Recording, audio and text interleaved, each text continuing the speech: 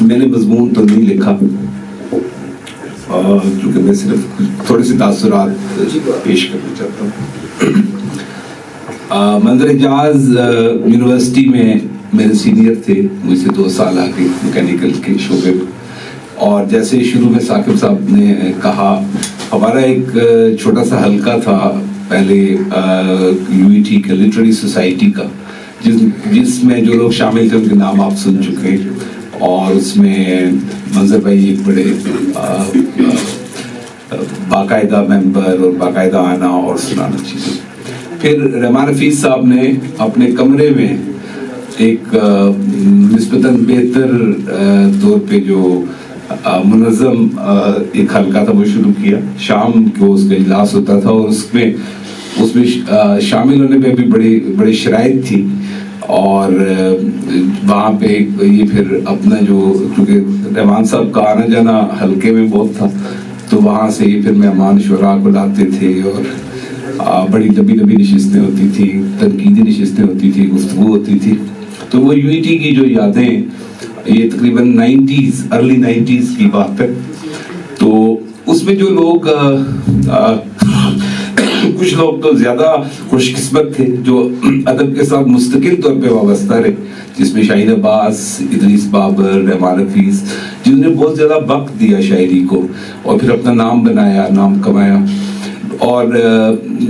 حلقے جو UET میں لکھنے والے لوگ تھے, ان کی پختگی کا آپ اندازہ اس سے لگا سکتے ہیں کہ یہ جو لوگ آتے تھے اسلام آباد سے, بھی مشاعرے بھی وہاں ہوتے تھے. ایک بار مجھے نے کہا تھا کہ اس یونیورسٹی کا جو سلیبس ہے نا وہ چیک کرائیں کہ یہاں پہ واقعی انجینئرنگ پڑھاتے ہیں, یہاں پہ کوئی ادب کا شعبہ تو نہیں ہے جہاں سے لوگ دھڑا دھڑ نکلتے جا رہے ہیں. تو اس حلقے سے آغاز, اس حلقے کی یادیں, اور بہت سے لوگ جیسے جن میں منظر بھائی بھی شامل ہیں, میں بھی شامل ہوں, اور بھی دوست ہیں جو اتنا وقت نہیں دے سکے شاعری کو جو کہ اس کا حق تھا.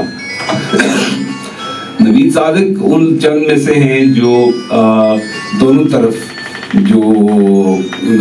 بلکہ تینوں طرف مجھے کہنا چاہیے, نہ صرف انہوں نے بھرپور نوکری کی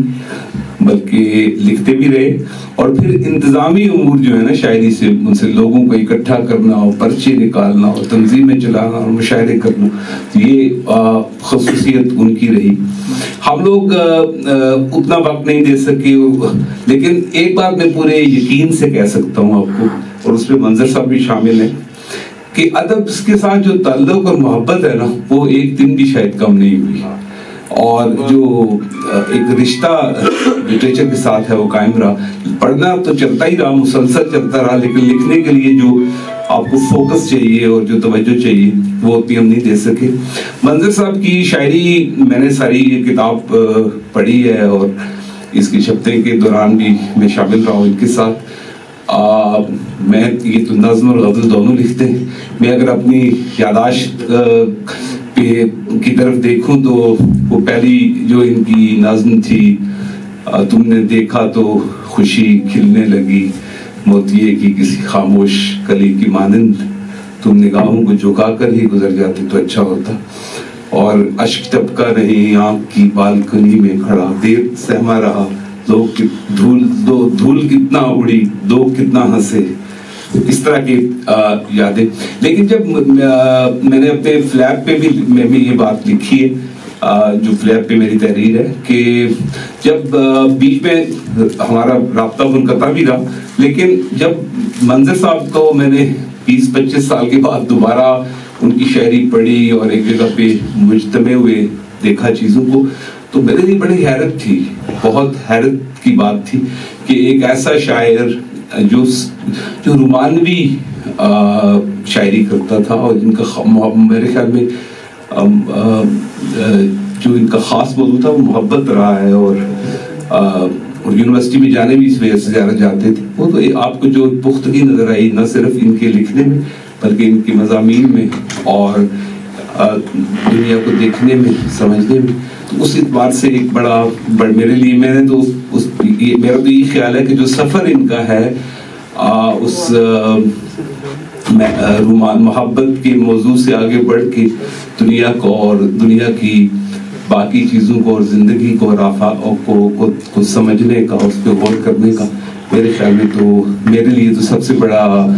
بڑی حیرت یہ تھی. تو میں بے حد مبارکباد پیش کرتا ہوں انظر صاحب کو. یہ رہتے بھی میرے بڑے قریب ہیں اور ان سے میرا رابطہ بھی رہتا ہے. اللہ اب مجھے یقین ہے کہ، اور یہ حیرت کی بات ہے کہ پچھلے 1-2 سال سے جتنا زیادہ لکھ رہے ہیں اور جتنی باقاعدگی سے پڑھ رہے ہیں، مجھے یقین ہے کہ ان کی اگلی کتاب بھی کچھ زیادہ دور نہیں ہے میرا خیال ہے. تو بہت بہت شکریہ مجھے موقع دینے کا. آپ کو آپ سب لوگوں کا تھینک یو.